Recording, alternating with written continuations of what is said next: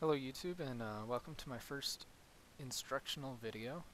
I was presented with a question on one of my videos, specifically my Octane Render test video, and his question was whether or not you could use a hybrid computer using Nvidia and ATI or AMD video cards.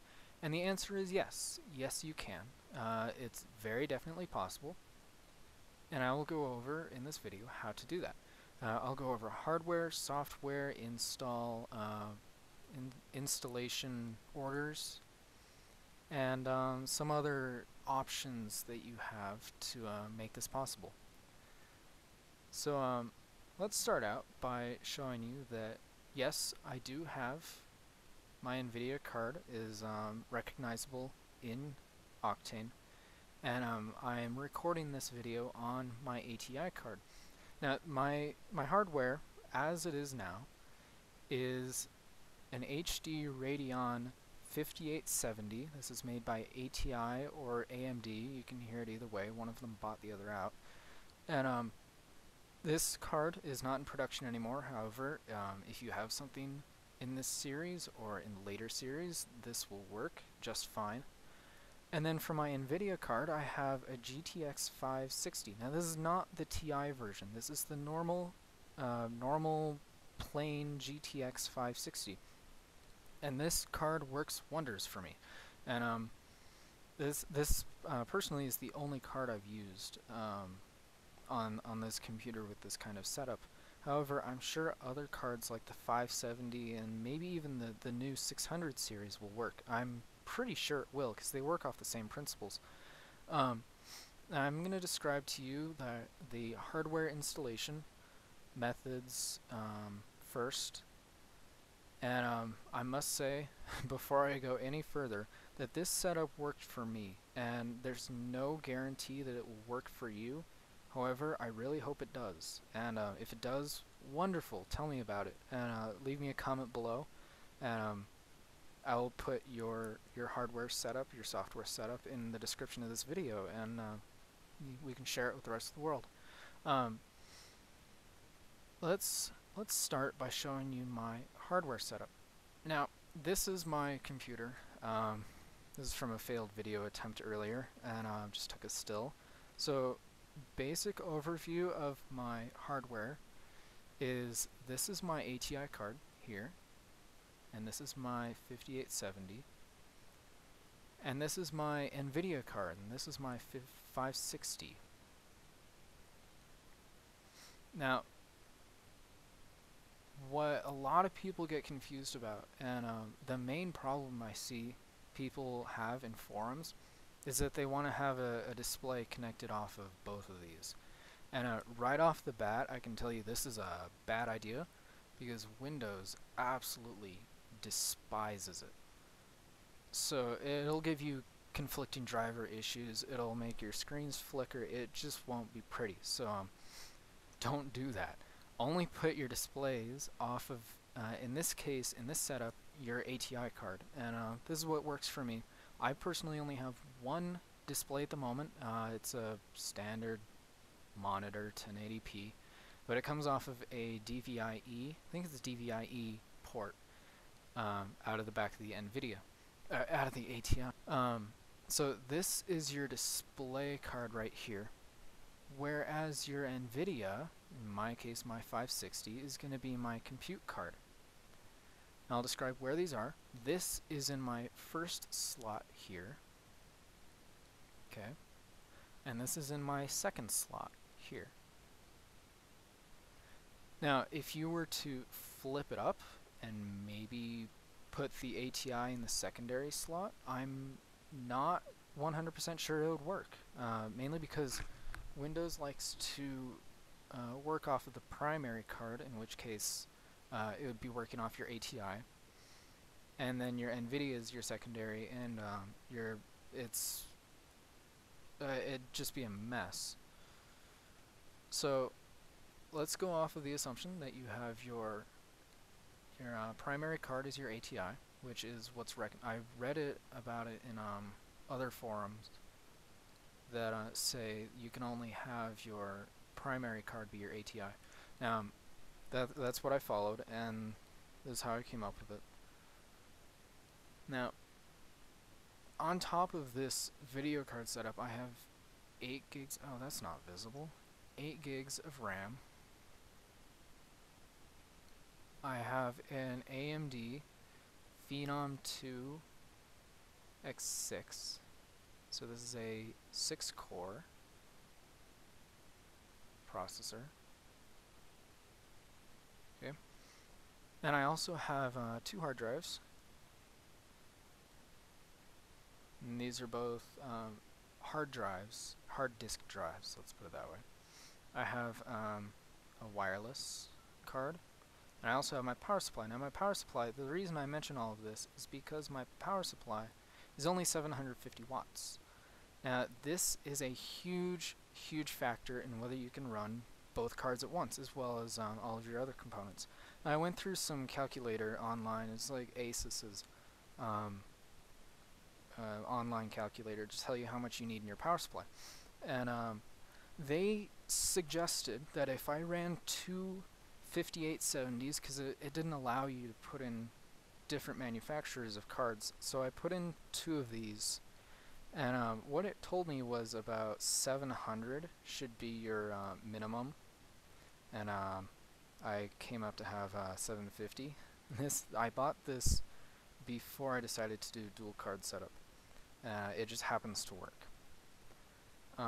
So yeah, big thing right here is your power supply. Now if you don't have enough power, let's say you have I'm going to go for an extreme 500 watts. If you try to run both of these cards at the same time, you're going to have these huge issues of it shutting down your cards on you, especially if you're trying to game and render at the same time, let's say. Then one of these cards isn't going to get enough power. Let's say you're Nvidia. Nvidia, I think, would take the back seat in this because it's not your display card. And there's some reason why you would do that, but it's probably hardware based. Anyway, if you deprive this card of power, it will shut down on you. And whether you're rendering or letting it sit there, if it's idling, then it will shut down on you and you won't be able to use it anymore. Windows will shut it down and you won't be able to use it anymore. You'd have to reboot your computer. And let's say you have, instead of a dual card setup, let's say you have a single card setup where you don't have an ATI card in there and it's only Nvidia. If you don't have enough power in there, it'll completely shut down your computer, or you would have to do that, and you get a BSOD, and that's not fun. So always keep this power number up there, and keep it, I would recommend at least a 750 watt power supply, mainly because you don't want to take chances with it breaking down your hardware. And yeah, it'd be not a lot of fun. So let's go back into the software. Actually, before I do that, the motherboard I have here is a Crosshair IV Extreme.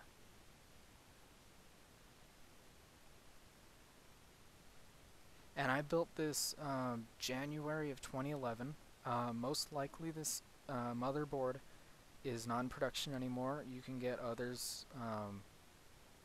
You can go to the ASUS website and see what they have. But I'm also going to put this motherboard's mini site in the description of this video also, so you can look at it, see what kind of settings there are on it, and yeah, just take it into consideration. So yeah, Crosshair IV Extreme. I have to run all of this stuff, and I have a 750 watt power supply. Kind of pushing the limit there, but just keep that in mind. Okay, now on my software side, what I did to begin with was after I installed Windows, that was the first thing I did, of course. What I did was I installed my Catalyst display drivers. And what I did, I downloaded the the package, just the full suite. And I downloaded what it shows here. This is 12.4. This is what worked for me. Totally updatable. You can do whatever you want with the drivers. However, you must have a display driver. And I would recommend the OpenCL and your Stream SDK, your Stream app SDK, I think is what it's called. Just because other applications need it, and installing it to begin with is not a bad thing. And then once I went through all of this, this had me reboot and everything. It recognized the display is 1080p, and everything worked out alright on there. What I did was I installed my my GTX drivers, and this is version 301.42, and this is the current version that I have now that I downloaded when I reloaded, and that was actually about a week ago that I did this. So your current drivers for both of them, but remember that you want your display driver first, which is your AMD, your display card. You want to install those drivers first, and then your secondary card, in this case your Nvidia, and you want to install that later. And then you install Octane, and Octane should come after all that, because it needs to recognize what kind of keys you have in your registry and such. Now, if I unpause this, you'll notice that it's still rendering, and this is because, well, I have a display and Nvidia at the same time, and it's working in together, and it's just awesome, if I say so myself. Anyway, some options. Let's say it doesn't work like I'm telling you it will. There are certain options, such as registries, that you can change in Windows. This method only works in Windows because Linux or Mac, as far as I know, don't have registries. I know Linux doesn't, but I don't know about Mac. Anyway, if you go into your user manual in Octane, if you install it using the installer that they provide now, it's under your start menu, refractive software, Octane Render, and your user manual. And on page 32, it will give you a section 6.9 that describes a way for your operating system to show Octane that Nvidia is there and that CUDA is installed. So Windows and the Nvidia driver see all available GPUs, but Octane Render does not. This is what you would do to fix that. You would go into this key right here, and then change your add in some keys into that folder with these. I don't know how to describe it. You would add keys to it and change values of those keys to allow Octane to see it. Then you'd reboot, and then Octane should see all the video cards. Now, I don't know if this will work if it doesn't work off the bat, but it's an option. And please keep in mind that it is not supported by Refractive. It's an option that was most likely discovered by a user, just like you or me, who's trying to experiment and see what works. So that's an option. If that still doesn't work, I don't know what to tell you, but never give up hope, I guess, is all I can say. Now, that's how I got this working. If you have any questions, please feel free to leave a comment below. I will get back to you and describe my answer to the best of my ability. If I can't, I'm sorry. I will ask in forums, in the Octane Render forums, about that. Another a little tidbit that I was asked is what can I recommend for cards? And all I can say is that the 560 worked for me, and I know that works well. And it's really fast. As far as I'm concerned, it's really fast in rendering. However, there are more powerful cards like the 570, the 580, and then the new series, the 600 series, is even better, and that's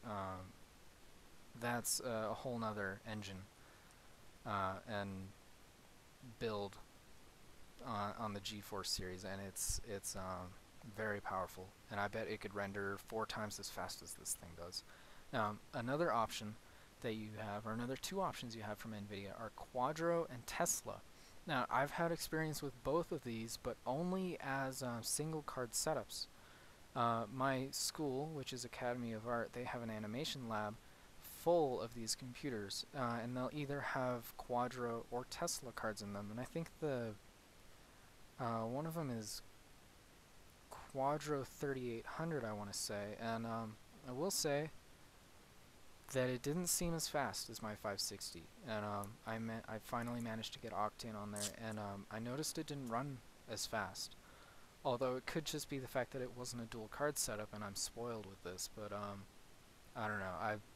I didn't find it had enough power to it to have the speed that I liked and that I was used to.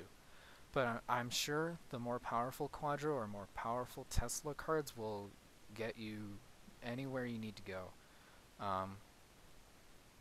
But if you're looking for a straight recommendation, the 560 and the 570 are great.